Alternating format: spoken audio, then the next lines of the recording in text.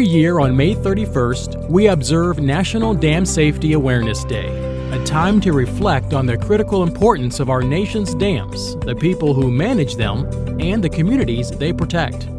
The Ohio Dam Safety Program plays a vital role in Ohio. Operated by ODNR's Division of Water Resources, the program protects communities across the state. Here's what the program does. Inspects and regulates about 1,400 dams across the state.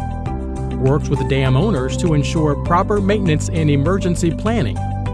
Enforces design and construction standards for new dams.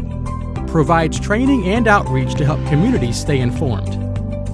This day honors the memory of the more than 2,200 lives lost in the 1889 South Fork Dam failure near Johnstown, Pennsylvania. It was one of the deadliest disasters in U.S. history and a powerful reminder of why dam safety matters.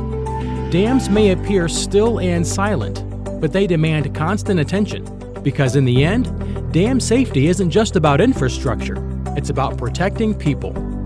This National Dam Safety Awareness Day, take a moment to learn about the dams near you. Know the risks, know the emergency plans, and support the programs like Ohio's that work every day to keep our communities safe.